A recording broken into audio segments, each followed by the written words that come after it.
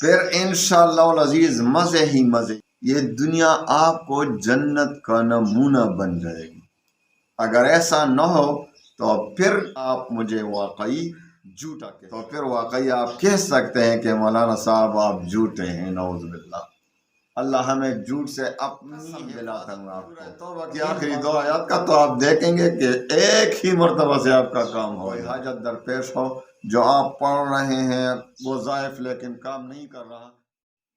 الحمدللہ وکفا وسلام علی عبادہ الذین اصطفیٰ، اما بعد فاعوذ باللہ من الشیطان الرجیم۔ بسم اللہ الرحمن الرحیم۔ لقد جاءکم رسول من انفسکم عزیز علیہ ما عنتم حریص علیکم بالمؤمنین رؤوف الرحیم۔ فإن تولوا فقل حسبی اللہ لا الہ الا هو علیہ توکلت وهو رب العرش العظیم۔ صدق اللہ العظیم۔ اما بعد، السلام علیکم ورحمۃ اللہ وبرکاتہ۔ میرے پیارے بھائیوں بہنوں، آج کل پریشانیاں بہت ہیں۔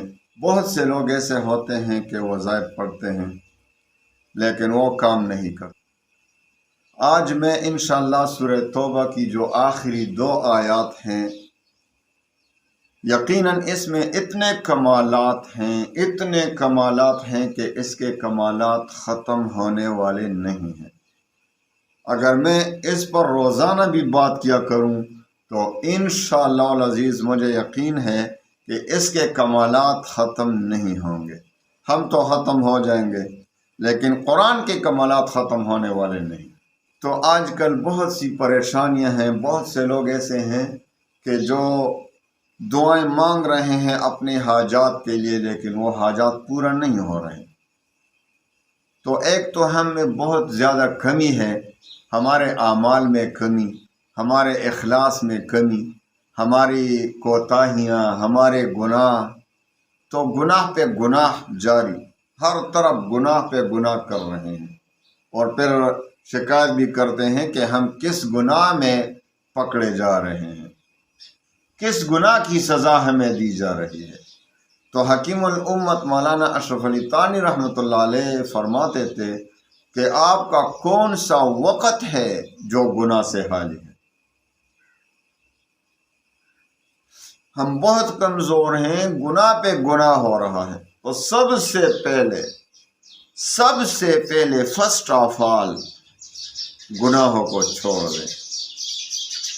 بس آپ کی تمام پریشانیوں کا حل پہلے تو اس میں پڑا ہے کہ آپ گناہوں کو چھوڑ دیں۔ جب ہم گناہوں کو چھوڑ دیں گے تو اللہ کی رحمتیں ہماری طرف متوجہ ہوں گی۔ جب اللہ کی رحمتیں متوجہ ہو جائیں تو پھر کس چیز کا غم؟ پریشانیاں ختم ہو جائیں گی۔ پھر انشاءاللہ العزیز مزے ہی مزے۔ یہ دنیا ہے نا، یہ دنیا آپ کو جنت کا نمونہ بن جائے گی۔ اگر ایسا نہ ہو تو پھر آپ مجھے واقعی جھوٹا کہہ سکتے ہیں کہ اگر آپ نے گناہ کو چھوڑ دیا اور آپ کو سکون نہ ملا، آپ نے گناہوں کو چھوڑ دیا، سب گناہوں سے توبہ کر لی، استغفار کر لیا، اور پھر بھی آپ کو سکون نہیں مل رہا، تو پھر واقعی آپ کہہ سکتے ہیں کہ مولانا صاحب آپ جھوٹے ہیں، نعوذ باللہ۔ اللہ ہمیں جھوٹ سے اپنی حفاظت میں رکھے۔ آج کل تو مسلمان کا ایک ہنر، مسلمان کا ایک جو خصوصیت جس کو سمجھا جاتا ہے وہ جھوٹ ہے۔ کیوں؟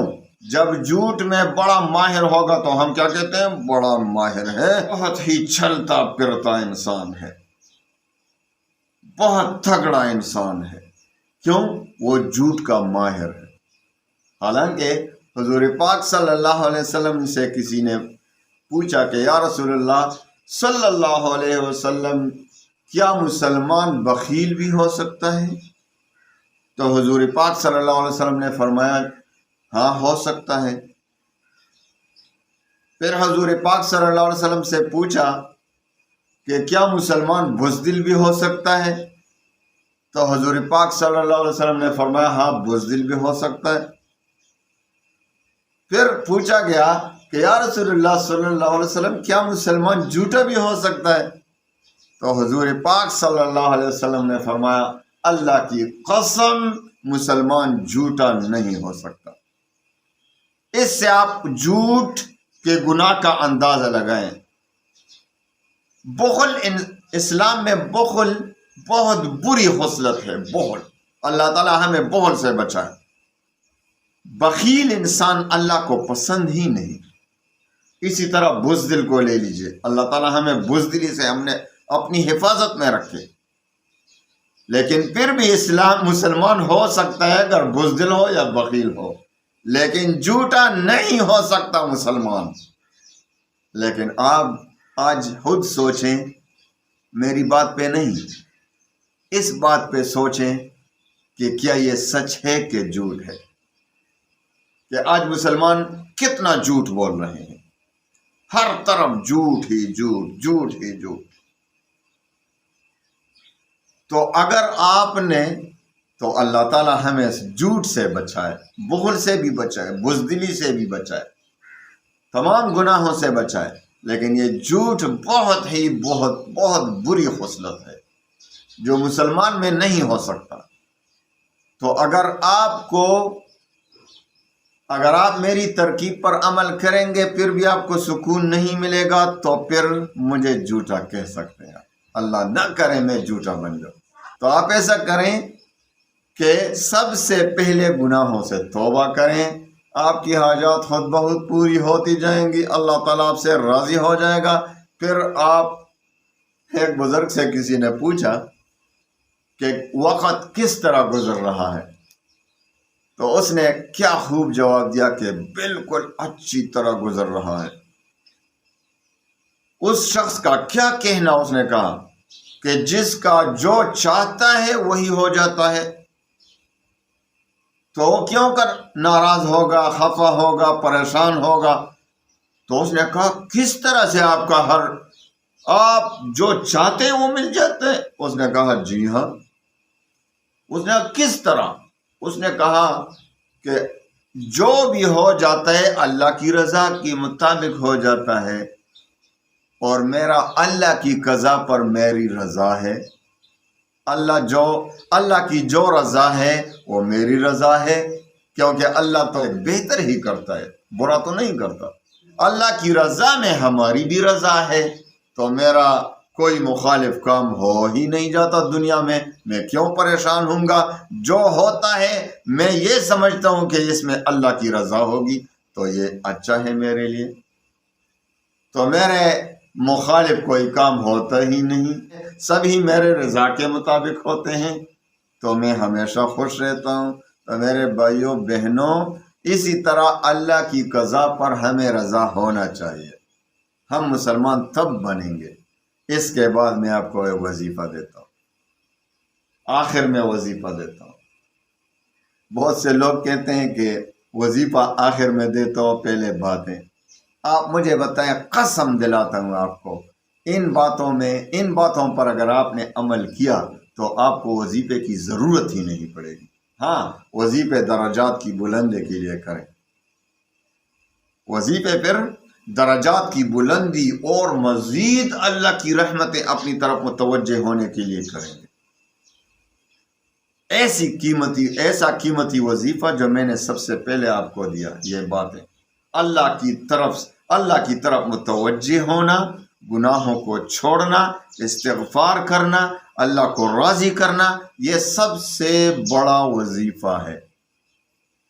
اس کے بعد اگر آپ کو کبھی حاجت پیش آ جائے اور آپ وظیفہ پڑھیں گے سورہ توبہ کی آخری 2 آیات کا، تو آپ دیکھیں گے کہ ایک ہی مرتبہ سے آپ کا کام ہو جائے گا۔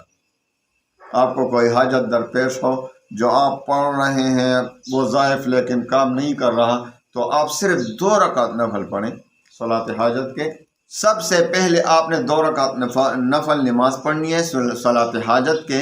سورہ فاتحہ کے بعد پہلی رکعت میں سورۃ القریش، لإلاف قریش سورت پڑھیں 11 بار، اور اس کے بعد دوسری رکعت میں سورہ فاتحہ کے بعد سورۃ الکوثر इन्ना अअतैना कल कौसर पूरी सूरत पढ़ें 11 बार। उसके बाद जब फारिग हो जाए नमाज से सबसे पहले 11 बार दुरूद शरीफ पढ़ें और उसके बाद सूरह तौबा की आखिरी 2 आयत को 70 बार पढ़ें।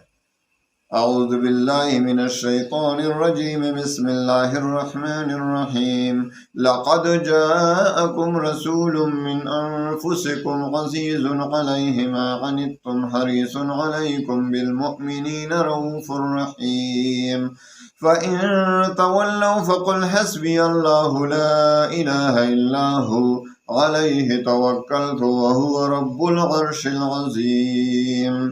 70 बार पढ़ें, 11 बार फिर दुरूद शरीफ पढ़ें, जो भी दुरूद हो, तो इंशाअल्लाह फिर अपनी हाजत को अल्लाह से मांगे खूब दिल से, देखेंगे कि किस तरह अल्लाह ताला आपकी दुआ कबूल करता है। लेकिन मेरे भाइयों, मेरे बहनों, अल्लाह से वास्ता जोड़ो।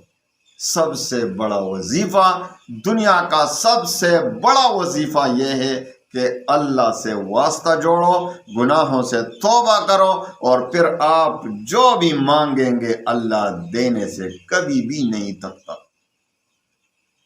हम मांगने से तक जाएंगे लेकिन अल्लाह देने से नहीं थकेगा। मेरे भाइयों, मेरे बहनों, दिल की बातें मेरी ज़ुबान पर आ रही हैं। अल्लाह ताला हमें इस पर अमल करने की तौफीक बख्शे। अगर इस पर अमल किया आपने और हमने, पहले मैं खुद अपने आप को बता रहा हूँ फिर आपको, तो इंशाअल्लाह अज़ीज़ हमारी दुनिया भी बनेगी, आखिरत भी बनेगी, हमारा कब्र भी बनेगा, हमारा हशर भी बनेगा। अल्लाह ताला आपको खुश रखे। आप जहाँ भी हो, जिधर भी हो, अल्लाह ताला आपको परेशानियों से बचाए रखे। अल्लाह ताला आपकी परेशानियों को खुशियों में बदल दे। व आखिर दावाना अनिल हम्दुलिल्लाह।